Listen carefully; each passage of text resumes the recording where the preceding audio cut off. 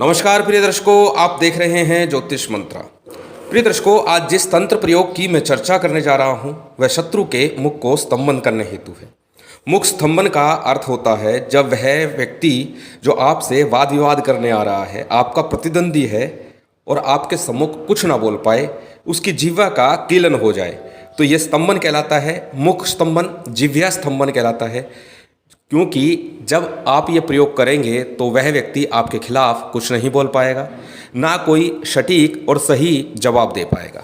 अगर ऐसी स्थिति बन गई तो जीत निश्चित आपकी हो जाएगी। और इस प्रकार के प्रयोग खासकर उन मामलों में किए जाते हैं जब कोर्ट कचहरी का मामला चल रहा हो, भूमि भवन का विवाद चल रहा हो। इस प्रकार का जब विवाद हो, किसी के साथ वाद विवाद चलता हो, प्रतिद्वंदिता हो, तब उस स्थिति में ये प्रयोग किया जाता है। इस प्रयोग से शत्रु की बुद्धि बंध जाती है और वह व्यक्ति आपके विरुद्ध कोई ठोस कार्रवाई या जवाब नहीं दे पाता। कई बार ऐसे बहुत से लोग आते हैं जो कहते हैं हम घर से चले तब सोच रहे थे कि उस व्यक्ति को ऐसा जवाब देंगे, ये बोलेंगे, यदि उसने ये जवाब दिया तो हम उसे ये जवाब देंगे। परंतु जब उसके सामने गए तो कुछ भी जवाब नहीं दे पाए, सब कुछ भूल गए। यदि आपके साथ भी ऐसा है तो निश्चित है कि आपकी बुद्धि को, आपकी जिह्वा को बांध दिया गया है। और इस संबंध में पूर्व में कई प्रयोग स्तंभन की काट हेतु मैं दे चुका हूँ। आप उन प्रयोगों को करके अपने स्तंभन को काट सकते हैं, दूर कर सकते हैं। परंतु आज जिस प्रयोग को देने जा रहा हूँ वह जिह्वा को स्तंभित करता है, मुख को बांध देता है, बुद्धि को भी स्तंभित कर देता है। और इस प्रयोग को करने के बाद में सामने वाला आपका प्रतिद्वंदी, चाहे वो कोर्ट कचहरी का मामला हो, पंचायत में वाद विवाद हो, किसी भी प्रकार का वाद विवाद है, आपके सम्मुख वो किसी प्रकार का जवाब नहीं दे पाएगा और आपको हर प्रकार से इस प्रयोग का लाभ मिल जाएगा। परंतु हमेशा बोलता हूँ, यदि आप सही हैं और सच्चे हैं तब ही प्रयोग करें, अन्यथा विपरीत परिणाम बाद में कहीं ना कहीं भुगतना पड़ता है। चलिए जान लेते हैं आज के प्रयोग को कि किस प्रकार इस प्रयोग को किया जाना है। सबसे पहले जानते हैं इस प्रयोग में प्रयोग की जाने वाली सामग्री को। बहुत सरल प्रयोग है, सामग्री भी बहुत अधिक नहीं है। सामग्री आपकी स्क्रीन पर दिखाई दे रही है, इसे आप नोट कर सकते हैं या स्क्रीनशॉट ले सकते हैं। इस प्रयोग के लिए आपको 7 आंकड़े के पत्ते लेने होंगे, जिसे मंदार भी कहते हैं, आँख भी कहते हैं। चित्र वीडियो में आपको मिल ही गया होगा, आँख का चित्र मैंने डाला हुआ है। इसके साथ ही बबूल का एक कांटा नहीं है आपके पास तो आप कील का प्रयोग कर सकते हैं। लोहे की एक कील ले लीजिए, उसका प्रयोग कर सकते हैं। थोड़ा सा लाल चंदन घिसने वाला हो, पिसा हुआ लाल चंदन नहीं हो। यदि लाल चंदन आपके पास नहीं है तो आप रोली या सिंदूर का प्रयोग कर सकते हैं, परंतु श्रेष्ठ होगा यदि आप लाल चंदन लें। हल्दी का प्रयोग भी यहाँ किया जा सकता है लाल चंदन के अभाव में। इसके साथ आवश्यक सामग्री के रूप में थोड़ा सा शमशान का जल आपको लेना है। शमशान के अंदर कहीं भी कोई नलके लगी हो, कुआं हो, उसका जल थोड़ा सा ले आइए। वो जल आपको इस यंत्र को लिखने के लिए प्रयोग में लाना है। इसके अतिरिक्त एक नींबू, 38 उड़द के दाने और 40 चावल के दाने, ये कुल प्रयोग सामग्री है। इस पूरी सामग्री के साथ में आपको ये प्रयोग संपन्न करना है।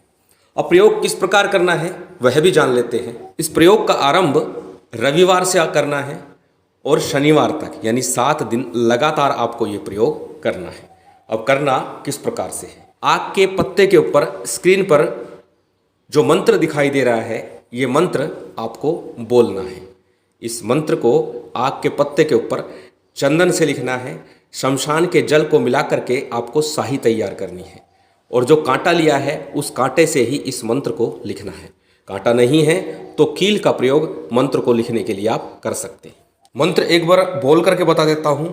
ओम नमो आकाशपूर्णी मधुमाश भक्षिणी अमुखस्य जिह्वा कील्ये कील्ये स्वाहा।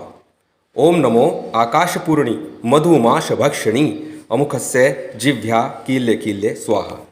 जहाँ अमुखस्य लिखा हुआ है वहाँ पर उस व्यक्ति का नाम लिखना है।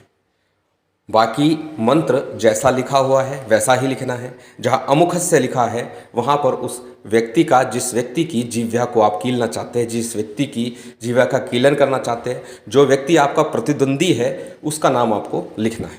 7 पत्ते लेने, 7 पत्तों के ऊपर चंदन से आपको नाम लिखना है और साथ ही इस मंत्र का प्रयोग करना है। जब आप नाम लिख लें तो एक माला का कम से कम इस मंत्र का आपको जप करना है।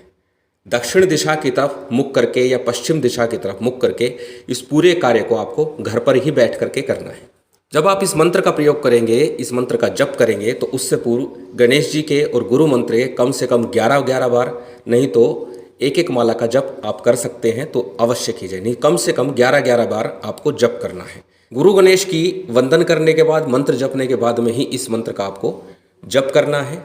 जब आपका मंत्र जप पूर्ण हो जाए तो जो बबूल का कांटा ले रखा है वो, या जो आपने कील ली है वो, इन सभी पत्तों में उसको डाल दीजिएगा। अच्छी तरह से पूरी आर पार कर दीजिएगा, सभी पत्तों में एक साथ घुसेड़ दीजिएगा पूरा, और फिर लेकर के घर से दक्षिण दिशा की तरफ निकल जाइए। यानी पूर्व, पश्चिम, उत्तर, दक्षिण चारों दिशाएं हैं, उसमें दक्षिण दिशा की तरफ ले जा करके आपको इन पत्तों को किसी खड्डे में डाल देना है। और साथ ही जो 38 उड़द के और 40 चावल के दाने लिए हैं वो भी लेकर के जाइए, नींबू भी लेके जाइए। 38 उड़द और 40 चावल के दाने इसके ऊपर डाल करके नींबू काट करके पूरा उसके ऊपर निचोड़ दीजिए। और इस प्रकार 7 दिन लगातार इस प्रयोग को आपको करना है। 7 दिन जब आप लगातार इस प्रयोग को करते रहेंगे तो निश्चित ही आपके शत्रु का मुख स्तंभन हो जाएगा। जब 7 दिन आपके पूरे हो जाएं तो 7वें दिन ही थोड़ी सी मिठाई या कुछ भी खाने का सामान लेकर के शमशान भूमि में या चींटियों को डालना। शमशान भूमि में चींटियाँ हों तो वहीं डालाइए, अन्यथा कहीं भी आप डाल सकते हैं। चींटी ना दिखे तो कोव को डाल दीजिए। दोनों में से कोई भी एक चीज़ अवश्य कीजिएगा। निश्चित ही आपके शत्रु का मुख स्तंभन हो जाएगा और आपके खिलाफ, आपके विरुद्ध वह कुछ भी नहीं बोल पाएगा। 7 दिन का सरल प्रयोग है, निश्चित ही आपको लाभ देगा, आपके कार्य की सिद्धि करेगा। पुनः कहूँगा, किसी के अहित के लिए कदाचित प्रयोग नहीं करना, अन्यथा आपका कहीं ना कहीं अनिष्ट होकर रहेगा। इस बात का विशेष ध्यान रखिएगा। महामाई की विशेष कृपा आप सभी पर बनी रहे, यही कामना है। और उम्मीद करता हूँ ये जानकारी, ये वीडियो आपको अच्छी लगी होगी। यदि अच्छी लगी हो तो कृपया लाइक कीजिएगा, शेयर कीजिएगा। यदि चैनल पर नए हैं तो सब्सक्राइब कर बेल आइकन बटन दबा दीजिएगा। जय माता दी, जय श्री राम।